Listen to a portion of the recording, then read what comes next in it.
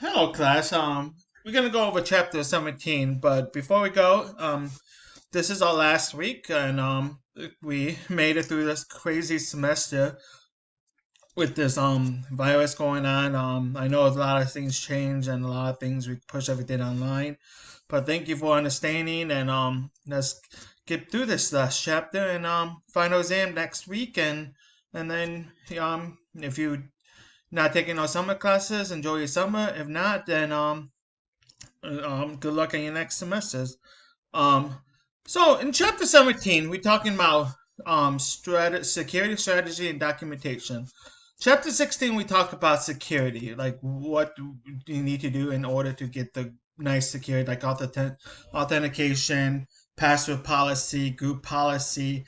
This one is now strategizing this thing with like different kind of document, different each security we had documentation that we had to follow, and then we got certain security strategy to protect the network even more. So for the objective of this whole thing, we're gonna look how to physical and logical access control, user authentication, user education. Then we're gonna look at how to recognize malicious software and remove it.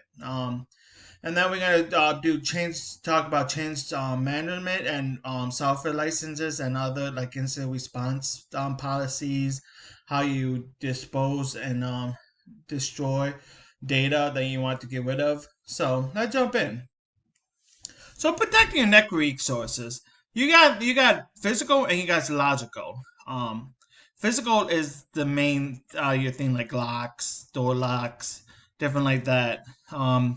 They different ones like securing an authentic user on large network. So who user have access to one on a big network. Like in my work, I just only have responsibility of what I need to do. I don't have access to databases. I don't have access to other plants information.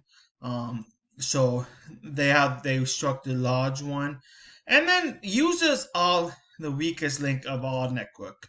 So you got to educate them. You got to educate the user, understand what they need to do in order to protect your network.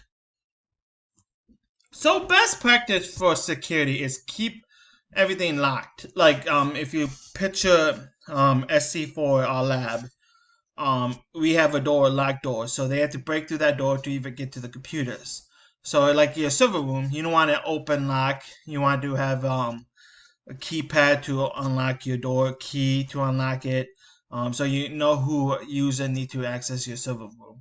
Like we don't have access to anything. I have access to my plant server room, but any other plants I go to and forward, I don't have access to. So that's something. Um, Using server locks or server cable. You ever see something locked down your key thing so we can grab your computer and walk off with it? So that way you want to use cable lock. Some places don't, some places do. I don't know if SC4 does, but certain places like on the shop floor at Ford, we lock it down so nobody can walk off to someone, so we know exactly what it is.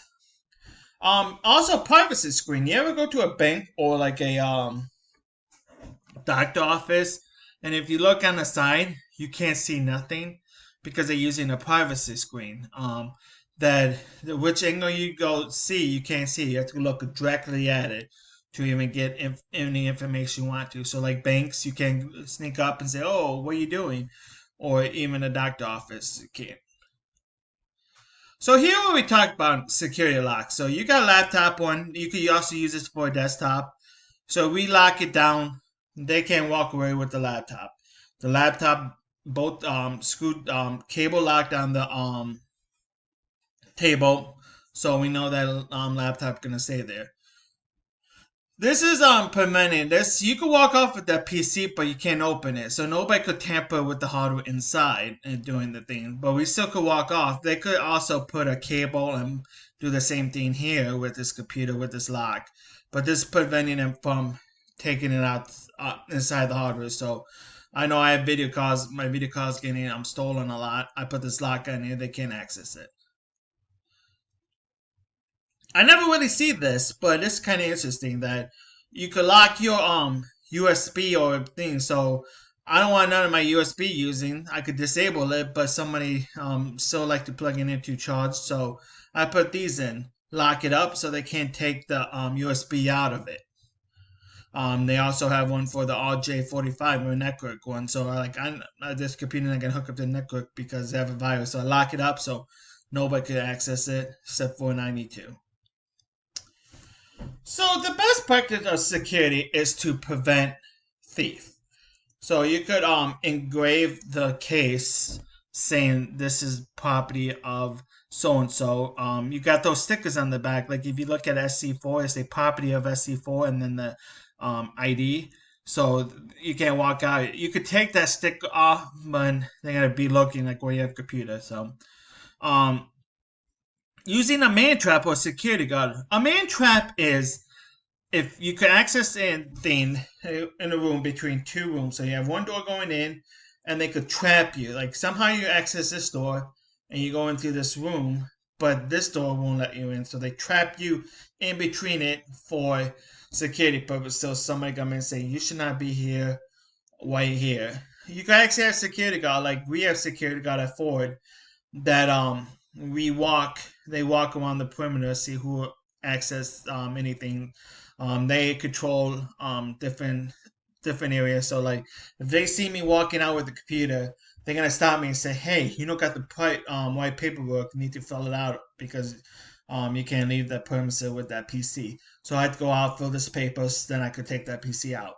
um, there also could be there an entrance of things. So like our data center, we have security guard that they're saying, hey, no, you're not supposed to be here, get out, and so and so. So if you can't afford a security guard, because if you're a small mom and pop store, you're not gonna get a security guard for it, but you could have that. Logical and access control. So we got different ones. So we got antivirus, anti-malware. This is gonna monitor our system and see if any virus or anything on our system. Sometimes you got these software that automatically detect it and clean it right away. Sometimes you have to want it once a week or once a day, every night, and see if you have any virus or not. So this is a constant in your background monitoring your computer for any malicious software.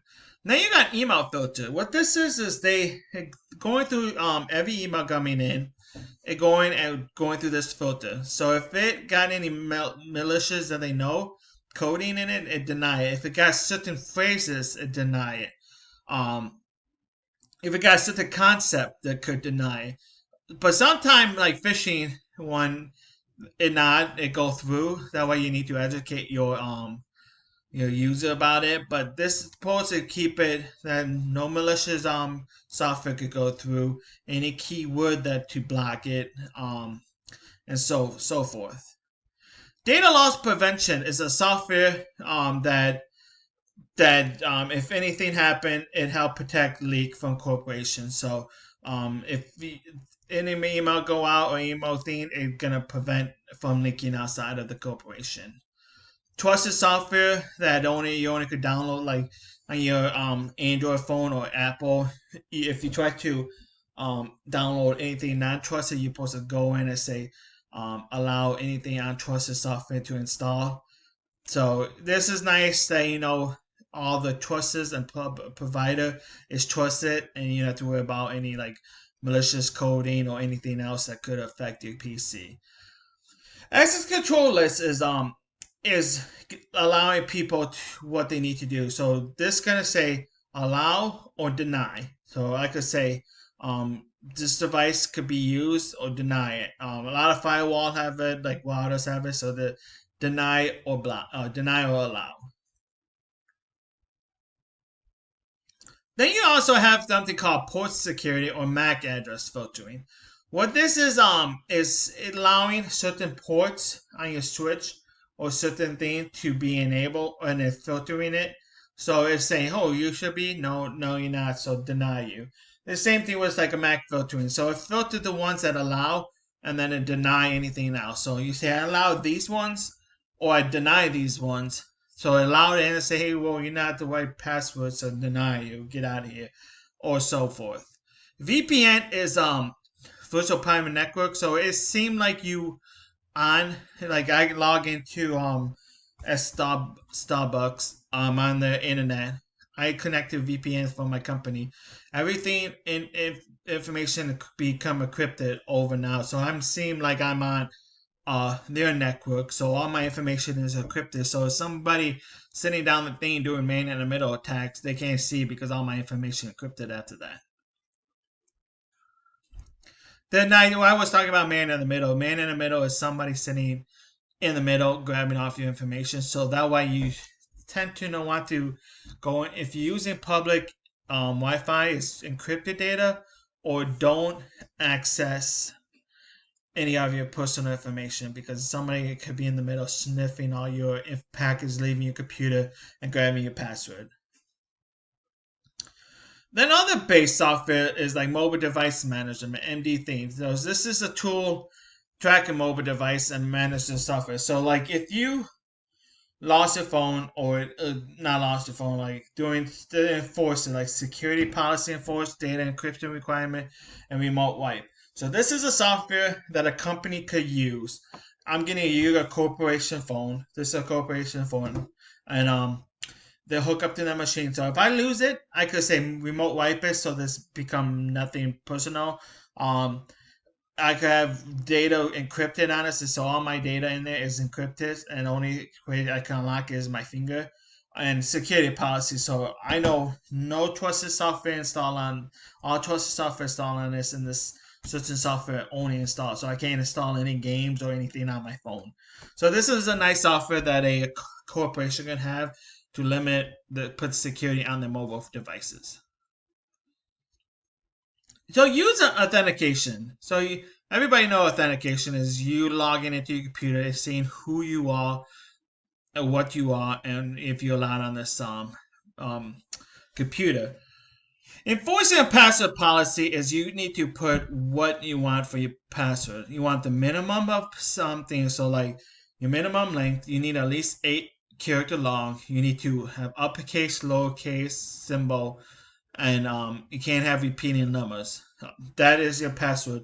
Then you have something you could say they expire every 90 days. You can't repeat any used password for 90 day or a year.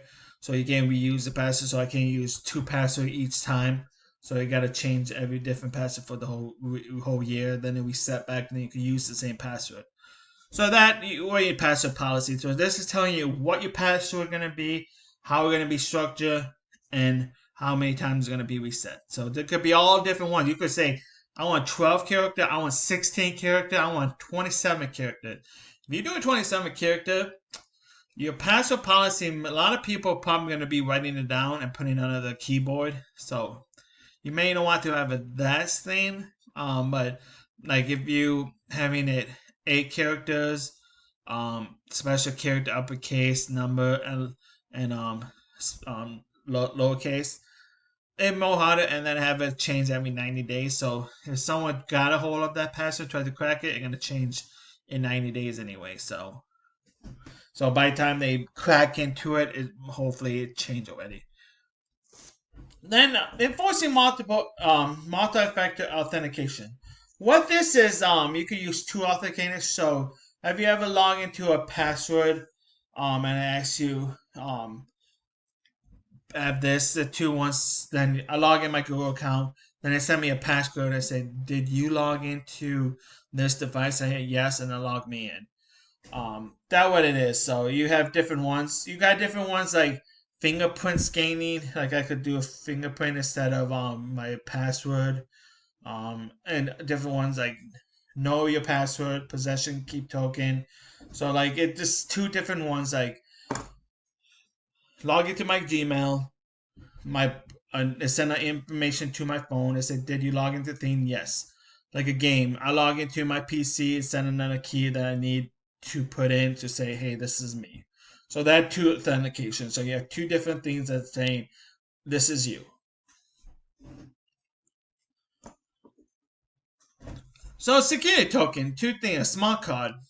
A smart card is a card that you have, and not that many things going away, but This is a little thing that embedded with all your information. So you just tap it on the computer, it read it, and you're able to log on.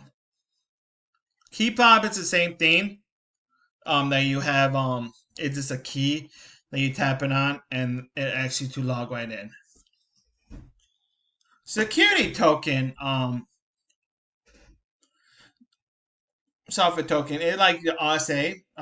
This is a lot of time you use it for like VPN. Is that you type in your key password, it give you a key that you type in, then it changes constantly, and then you log in to a different one. So like type in my pass key, it give me a digital thing and send it out. Also, for digital signature, that it actually got your Nest key that it push it in, and it send it out to you. So here another one is that you got a smart card reader, and it tap. This is pretty much like tap to pay almost, but this is a different thing. They're showing like a smart card reader, wireless smart. This is pretty much it's similar to what is a smart card, but this is pretty much for the credit card. They got all your information. You tap it, it read it, got all your information, and you're good to go. This is a key fob that this is changing all the time. This is your token. It keep on changing. After a while, it I think I don't know how many seconds, but this number changed.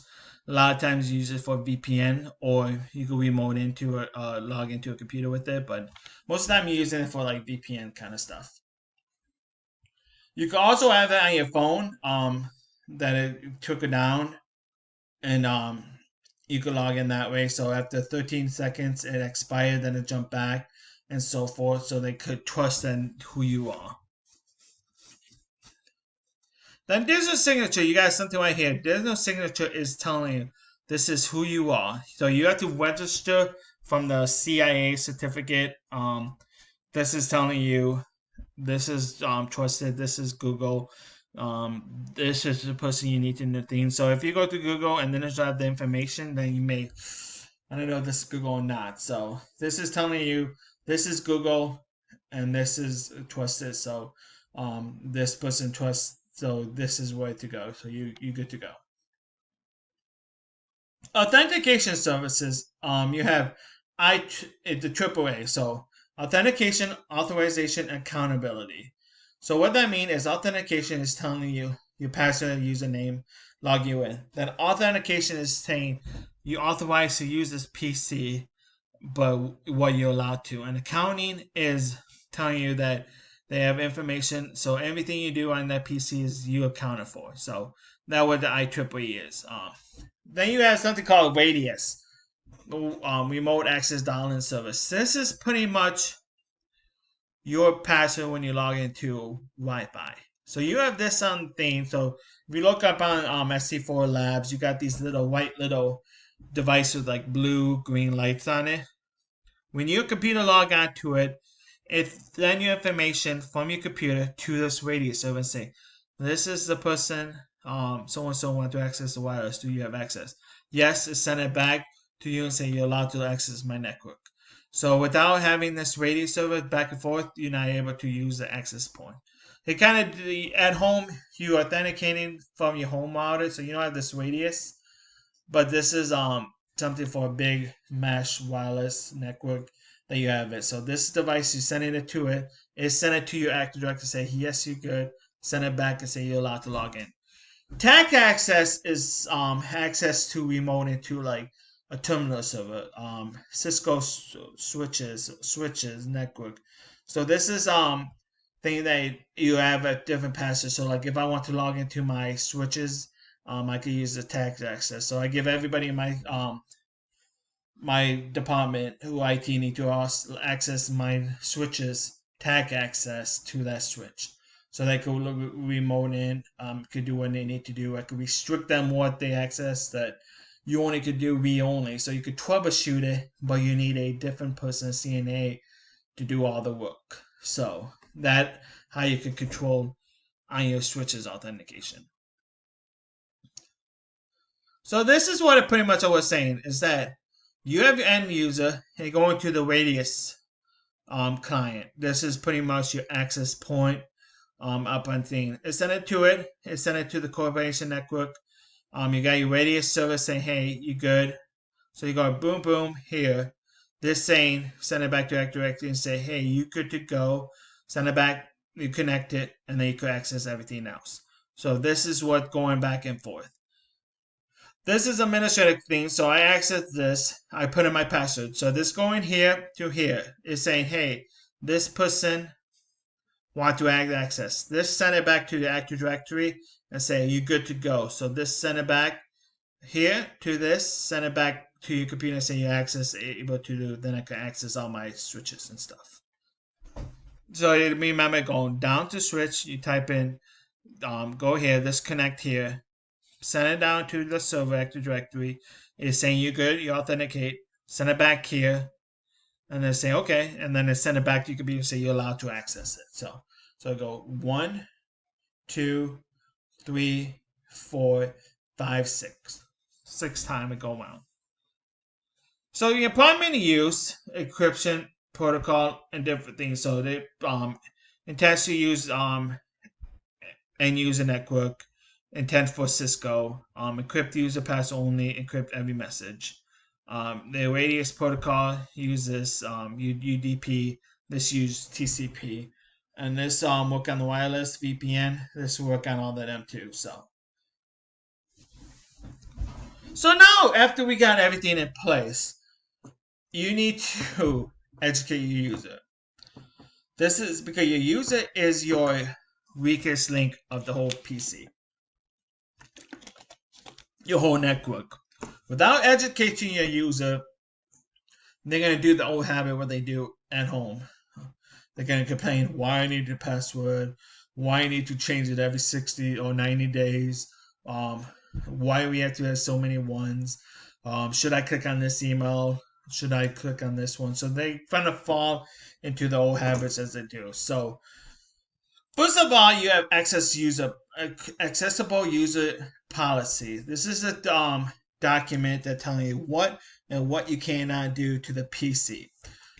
If you're logging out to the PC at SC4, it give you maybe a little bit thing of saying you're not allowed to use it for any personal business. You're allowed to use it for work or education purpose only. If we allowed to look at all your data, if you think so, like for example, you can have never give out your password, do not store your computer, do not solo shift. So what that mean is somebody could be behind you, watching you, typing your password, so they can have your password. Tailgating, as somebody access your uh, follow you right when you badge in. Somebody walk right after you without badging in. So you don't want to have tailgate. You can also say that I don't want to use it to use the computer for anything otherwise for work purposes. If you do it for personal work, we could get in trouble. Second, and then you could do other ones. So this is telling you what the user could or cannot do to the PC. Then hacker might try. Then you give that and say hackers might dumpster dive, jump in if you throw something in the trash, and they may look at it to see if they could sell information like social security number, bank account statement, and get all your information from that way. That way, when you try to throw away something, best bet is to whip it up, shred it, or burn it, because they could get information that way. Um, then you want to see what phishing, spear phishing, spoofing, impersonation. So phishing, you really gotta train it because we get so many phishing attempts like iOS, please click here, or this is IT, your password been compromised, please click here, and then you type in your password, you got all your information gone. So you need to educate. Like Ford send it out once in a while, like maybe every 3 months, or phishing attempts saying like um, this is a note from the CEO. We're gonna have some layoffs, and there are people like, "Oh my God, layoffs!" Click on here and say, "Please access by using your username and password." They click that, information gone. So that would fit. Just try to still identify thief. So the identifying. So try to get any information they can use to get any information. So this is what you could see. So you could show them like, okay, this is an email. They could show you everything white, but highlight this information or see what this like would play confirm. What is this? If you never see this, it could be a thing of social engineering. Hover over the link and see if it actually go into the right place. Like if you say click on this to go to something SC4, you highlight it and say go into some different server, and you're like, oh, what this? I'm gonna not click this, delete it, and clean. So good thing is like good site is like Snope.com, SecureList.com, and other ones. So this is good to help you debunk if it's actually a good virus, a host virus or a virus, email hoax or virus hoax. So if you go through these saying, hey, this is a virus, this is a hoax and email, so don't fall for it. Rules to help protect the thing. Always know where your laptop is. Don't leave it unprotected. Lock it. Um, if you need to, lock it down to the computer. If you need to go to the bathroom, if you need to go somewhere, never leave your thing is unlocked car. Never leave your laptop in a car locked either, because your windows could be broken too. So maybe take your laptop in with you all the time. Lock it up, and then if you have 'em at work, lock it up to your desk so nobody can walk away from it. If you go to the bathroom, lock your computer, because we like to play jokes. IT like to play jokes on other IT. If they walk away, we like to change the screensaver, or I like to delete all the icons. Take a screenshot, hide the icons, and when they try to, they click on the icon because they take a screenshot of the desktop previous. So they got all the icons there, but they can't click it because I hide them all. So you may want to like. There's another funny one is that somebody not lock it, and they put My Little Pony as the screen. So and then they change the login picture as the My Little Pony. So you may want to lock your computer. So that's a good habit. So telling your user, don't walk away without locking your computer.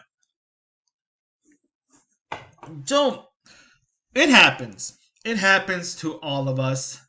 We could have bad days. We could think of something. Somebody could get a USB. Is how are we going to deal with malicious software on our personal computer? Malicious software is any unwanted program that means harm to your PC. It could be transmitted. How do we know? It could be an email. It could be a USB. It could be a trusted site that we already go to. It could be anything. Um, they have great with that annoying unwanted program that may or may not. So it could be popping up saying, hey, you want a free trip. You want a free trip. You want a free trip. But it's not harming your PC, but it's just getting annoying because it's popping up constantly saying, hey, you want a free trip. So you're like, no, stop. So how we maintain it? So first of all, is you gotta find out what you're up against. If it's a virus, if it's spyware, a worm. A virus is a program that replicate itself, attach itself to other program, it spread, um, slow down your computer, Windows file, bootloader program. It try to infect all the PC to a point that you can't use it no more. Spyware is anything that tries to steal your information. It could be a keylogger. It could be a information that collecting information like a cookie or anything that in the background, sniffing all your information, sending it out. Worm is something that copy itself, bog down your computer, and overload your network. So it could be one thing. It could send out information, try to spread itself so much, bogging down everything. So many packets going down, so bogging down your network could even crash it. Then you have Trojan. Trojan horse or Trojan is something that look legit, but they're to harm. Sometimes it could control a virus. Sometimes it could control worms. Sometimes it could control spyware. So this seems like trusted software installing a computer, but it has something that could harm it in the one. The rootkit is something that hides itself. So I put Trojan in there. It trusts it. but I put a rootkit right next to it to hide anything that they're doing. So if it has something that sitting there trying to get all the information from the Trojan, I'm gonna put this rootkit that gonna hide my tracks. So lie itself into OS completely, hide it, bootman, anything, hide any folder then install. So if I add in a user name password, they're gonna hide it. So they're gonna make it seem like nothing on your computer is wrong because this rootkit hiding it. Then ransomware is something where they encrypt your PC and ask for money to get it. So if you have this, pretty much you have to wipe everything clean.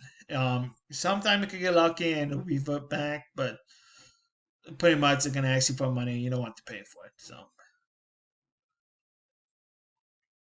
then you think a rootkit can't run into mode a kernel, so they could run into a different section of the rootkit to hide it. So you got user mode process, kernel process, and file. So it could be in any of these where you the rootkit sitting. What is a zero-day attack? A zero-day attack is something that never been found. So your antivirus never gonna be not gonna help you. Other places not gonna help you. This is the first time it coming out. Is attacking bunch of PC, and this is how we find if software have gaps or something. I think so. Hackers try to find a security hole in software, and then bam, we found it. We can try to attack multiple computer. They don't have nothing to know about it. Nothing will stop them. I could just go right in, do what I need to do, and get out without being any wiser. Then somebody will find it and block it. But this is the first time. Nothing, nobody know about it. Antivirus still know about it. I'm attacking. So if you get attacked by a zero-day attack, this is something that you say, crap. I have no way to protect myself from this. So only way to protect is not really. So is if you find out, just uninstall that software until they have an update. Man in the middle, we was talking about this. Is you got two people. You got like here, like if you're watching my video, whole thing is I'm at Starbucks. I have airport. I am somewhere else. Somebody in the middle sniffing, grabbing my information, looking at it, and then sending it off to the receiver. Nothing been seen. He just sniffing it out, see if he could get any information sitting in the middle of me or somebody else. So you're not seeing nobody in the middle. It could be a road access point that connected to another the white network, and you're going through that back. He looking at information. You got it, and good to go. So this is somebody right between both of the to the start in the middle there. Denial service is when you deny anything of that system to work. So you ping it, overwhelm that computer, and it shut it down to the point that they can't do nothing. Then you have distribution denial service attack when multiple computer are in attack of the thing. So I want to shut down Facebook. So I have multiple computers sending one information right at it so many times it crashed the server to the point that nobody can access it. Denial service is one thing. So pinging, cause I got every like 100 PC pinging this one server multiple times, and to the point that no information could get back into it because it tried to communicate to all the information. So you bombard that server network device with so many packets that it crashed. Zombie or botnet? Zombie is a computer that already been hacked that you use for a purpose. So I can install it on so and so computer. It's sitting there till I need it.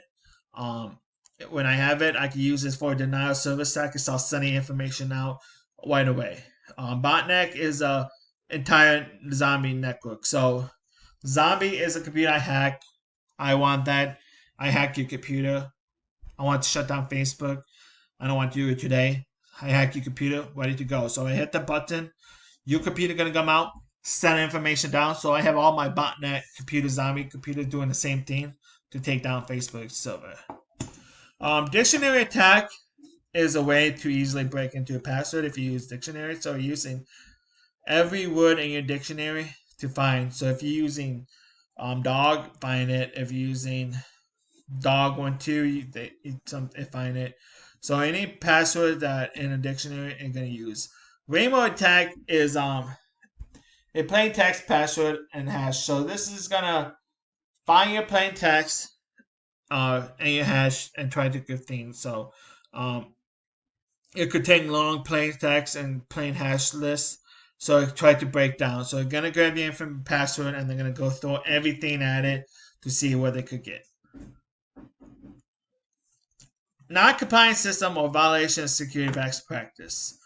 What this is a system that if we can read it, a system administering a techno in place and routine scan, bring your device and incorporate own device for not complying with this thing. So you have a device that has stuff on it that violating the security best practice. I have an untrusted program in there, or a program they not a corporation not trusted. I have installed to do something I want, but it breaking my security policy or best practice. So my corporation say you remove this or we're going to deny your PC from even accessing it.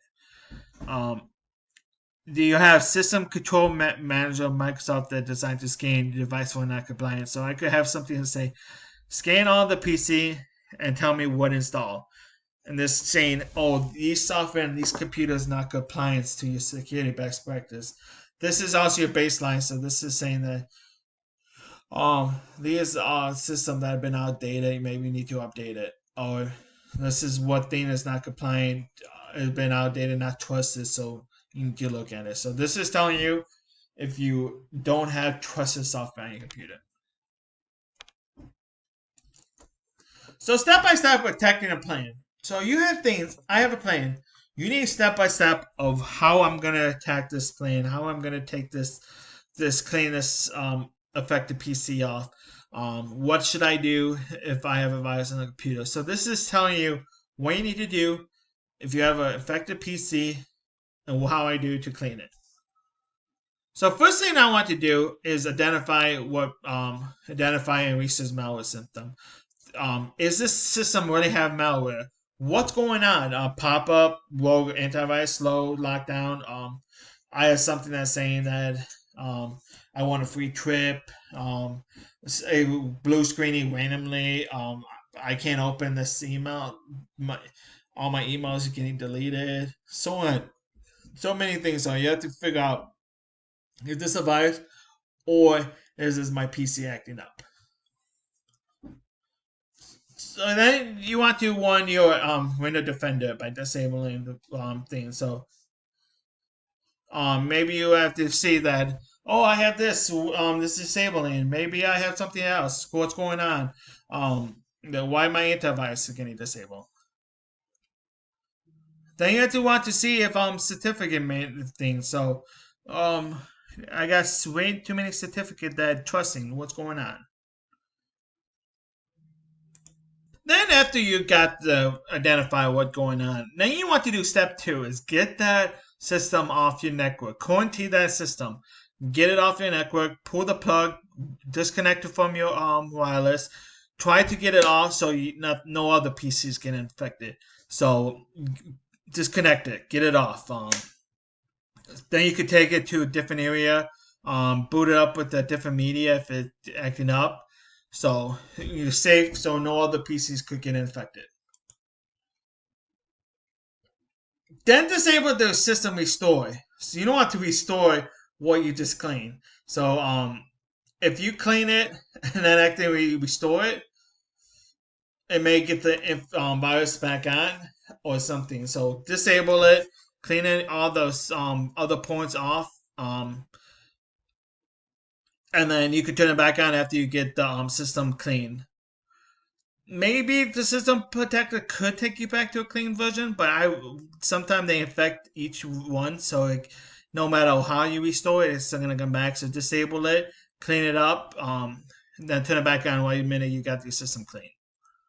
Remedy to infect the system. So boot it up on a different one. Download an antivirus, get the updated one. You could launch a Windows recovery environment. You could boot it up with a different kernel. different operating systems, so your OS is system dead.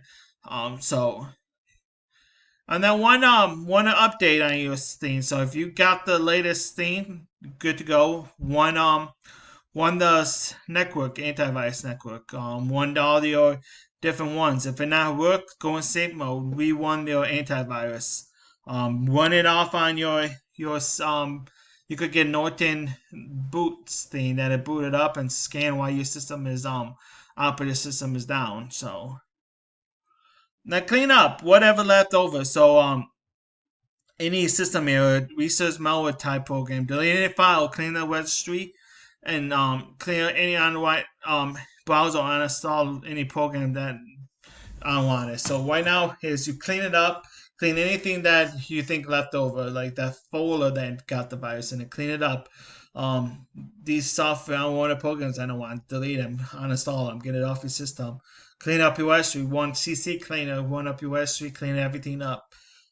So you don't want to get it infected again because it's going to try to save itself by infecting all the systems. So you think it gone, the minute you boot up, it could affect it again. So um, then you want to manual delete it. So you want to go here and say remove apply action. So this is going to remove it.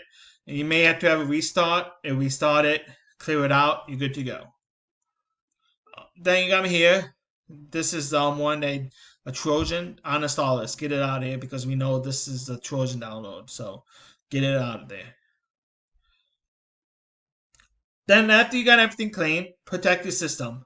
Use antivirus malware. You always use software. Keep up current. So got it clean.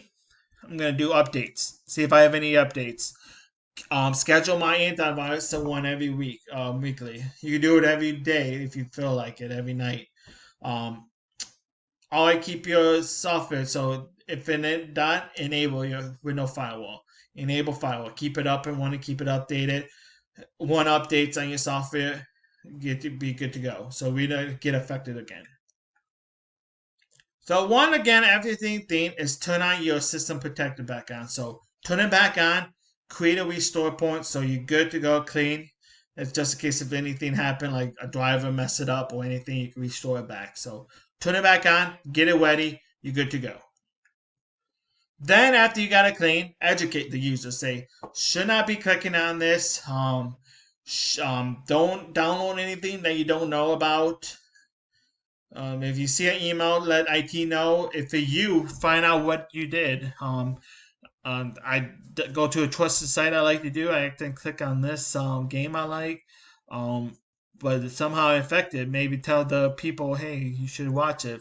Watch out Facebook. If you go on Facebook and get yourself infected, remember what you do. So next time you can look, oh, I should not click on this picture. So. Then you have something best practice for documentation security policy. You want to document everything you want and have a secure policy. So what they say is you have a standard security organization. So type of document, secure policy, my current, and general IT IT technician. So knowledge base, keep everything you know, everything you do, different projects, different services. Keep everything you think in its knowledge base. So if you fix something, if you know a virus look like, if you updates your software, what product you're using, what network system you have, what updates you're doing. So you want to keep a knowledge base of everything you're doing. So if worst comes worst, if you're on vacation or you 2 days 2 months from now, this happen again, you know exactly what you need to do at a certain times. That were nice upon knowledge base. Inventory. Keep document of every inventory you have on your system. End user device, network device, IP software using, software license, relation license. So keep all that information. So if some reason you have something out you don't know about, you go investigate and say, oh, this is rogue AP. We need to get this off our network. This is something going on. This IP is pinging out. This is a PC. We need to get this off the network. Hardware inventory. Maybe want to see what different version of operating system you have out there. What hardware you may. Maybe you have an older PC like Dell something or something else. Keep a track of everything because maybe you need to upgrade that or do a firmware on that. So keep update of document of everything you have in your system, connect to your system, document it. You want to document your password policy, so you give a user that, and you give it from the beginning. And if they validate it, you could say, "Hey, this is a passive policy." You pull it out and say, "This is what we need to follow." So if some reason you left the company, somebody take over your position, they know exactly what the passive policy is and how to follow it. Draw a network topology of your network. What my switches are, what devices connected to it, so you can look at it and say, this is one switch, this is devices. I don't know what these devices is. So this is help you if you have a work device on there or something going on. So you have enough. You can jump on and look at the network topology diagram and say, oh, this is my router. I need to know. So you'll know exactly how your network structure.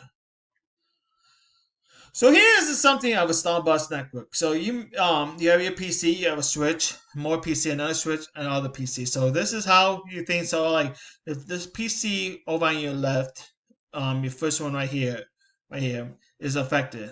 I'm sitting over here is my IT, so I can know. Oh, this is a PC, so I could tell what's going on.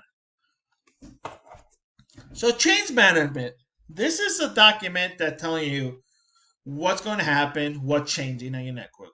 So if I know I have a couple switches need to change, I go through this process of change management that I tell you people that are being affected, and be a smooth to the current state. So I change this, everything get approved.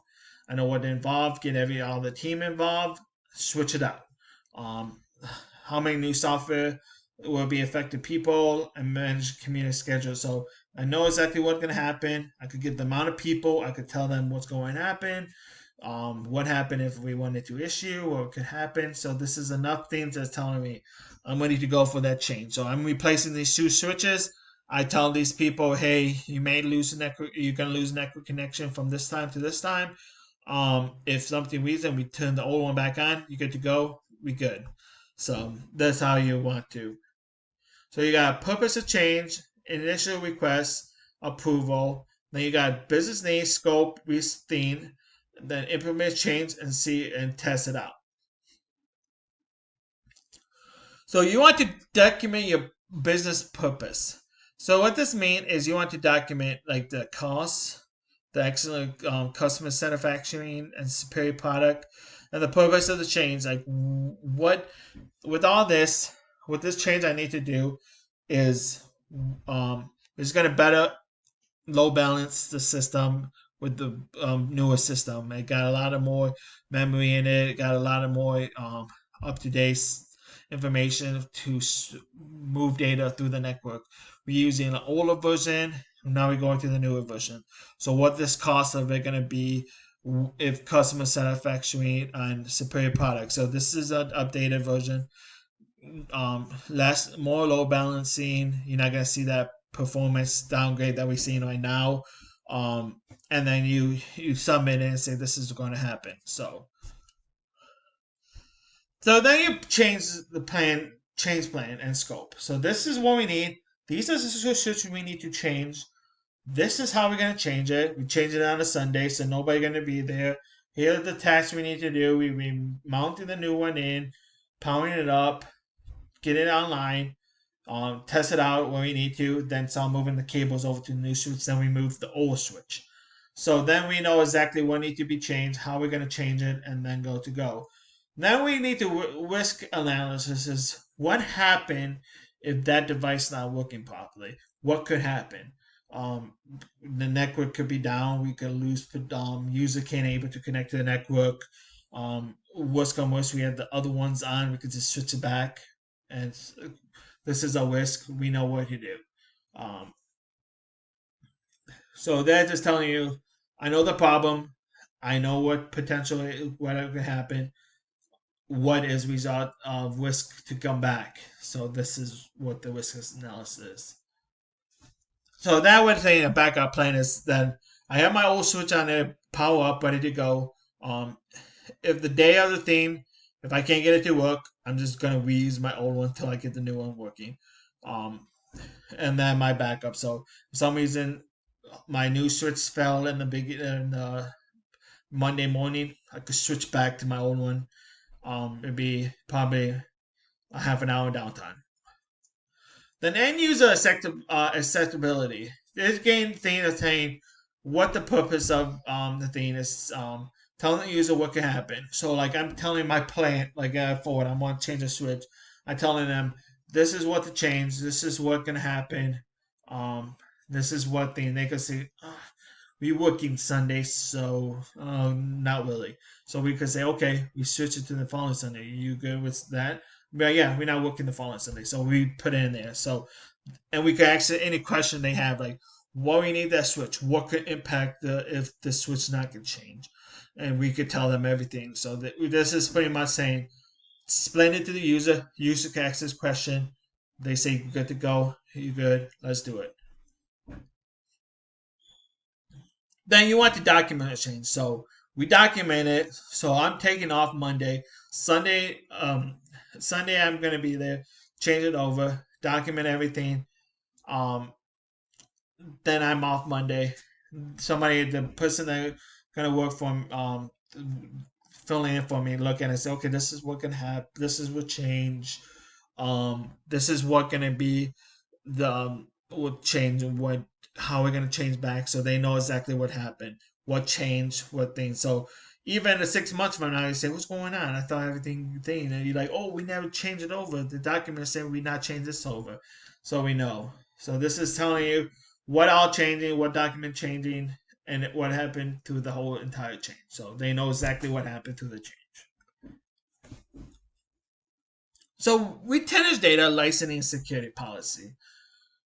So with security policy, one thing is we need to follow different regulation from the government. So you got each company got different ones. You got personal identification (PPI). Then you got PHI for personal health.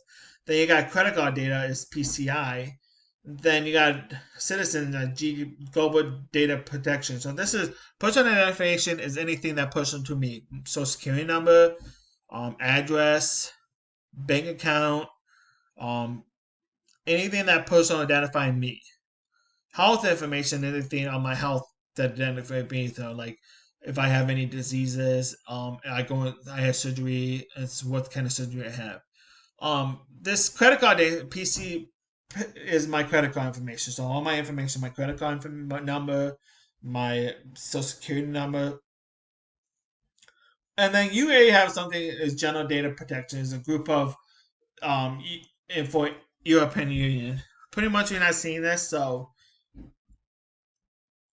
software license that you have different ones. Each software license have different one. You have commercial license for a bigger one. So Microsoft, you have a business one, commercial license for corporations. Then you have personal one for us. So like if you ever try to look at different ones like CAD or other software that say this is for business or this is for residential use. When we click business, they have more term, a little bit more money because you can structure for a more bigger company. For resident, we could pretty much down, but it is a not, but we don't have to pay so much. Buyer does not legally own the software, so we buy it. We can't do any changes. We're only allowed to use it. Copyright is that you can't change anything. So if I find I made a software that identical to that one, I can't cut it under copyright. I can't sell it. I can't thing. I could use it for a thing, but they could get back and sue me. But so that's what it is. End user license is telling you this is what the software do. This is what you're allowed to do. If you break it, we could take you and violate and things. So like in this one, say this is only for personal use only. Corporation need to pay if corporation use it, we could fine you. This is what the thing. Or I could use it for something that they not do it. They not allow liability to pay for me if something break.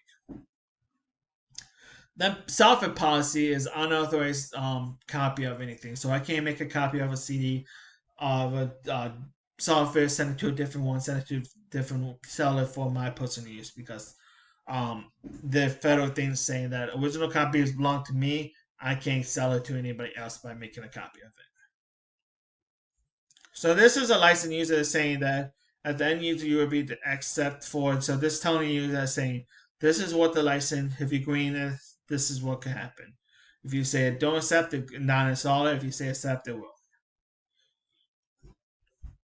Then it sends instant response for prohibiting contact or activity. So if you've violated any of this one, they could, for code of conduct, they could terminate your employment. They could sue you that you have to pay a fine thing. So you need to be careful. So first offense, maybe don't do it again. Second offense, you terminate it. Third offense, you go to jail. So you don't want to do it. So identify, go through pop channel, prevent data device, and instrument document. So find out and say, hey, I want to do this. If not, don't do it. Then we have data. Everybody have data. Is how proper how we destroy it. Um, don't throw away hard drives if you're not using it because you need to overwrite the hard drive disk constantly to get it or dispose of it properly. Physically destroy stores media. Like you can hit it with a hammer. Destroy the thing. Don't throw it in the trash without. I'm not gonna throw the USB that I have into the trash because someone could grab it and go.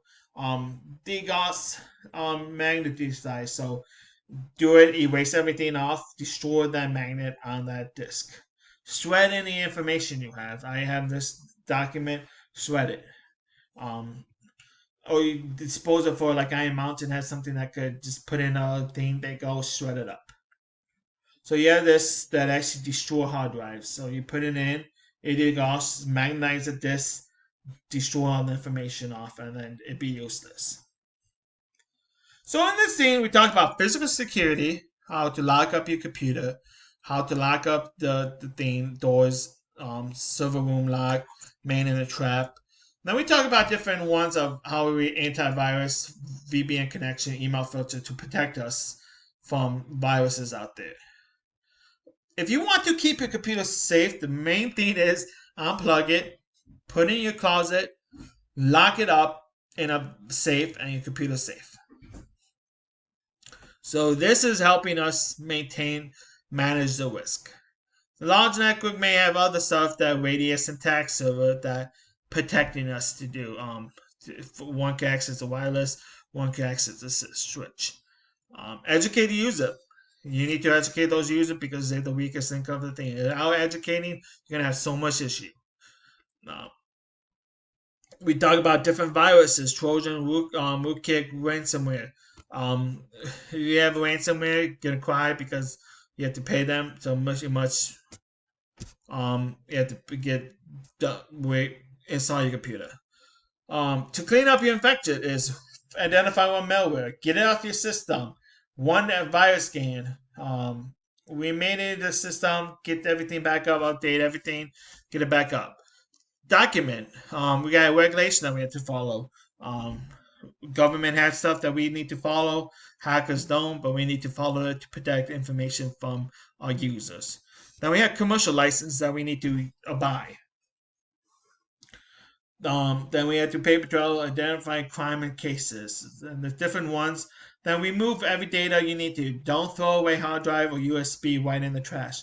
Use other one, hammer, drill holes into it, degauss it, send it out to get shredded because they have big shredders that can just shred these hard drives like paper. So and get though I say get professional that help you.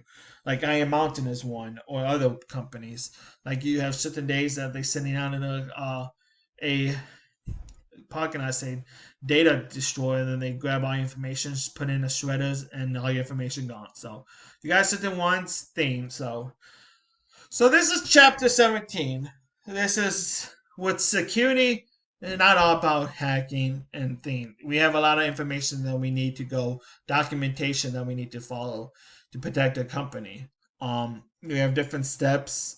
Document is the primary thing. So that pretty much what you need to do is secure, update, document, and repeat. So with that, we done with this thing. If you have any question, please feel free on the discussion board and talk about it. Remember, finish your labs and homework. And any question, let me know. And the discussion board. See you then, and have a good rest of the semester, and have a good following semester. Good luck, and stay safe out there in this crazy world we have right now. So hopefully we all get back to a little bit of normal soon. But stay safe and talk to you later. Bye.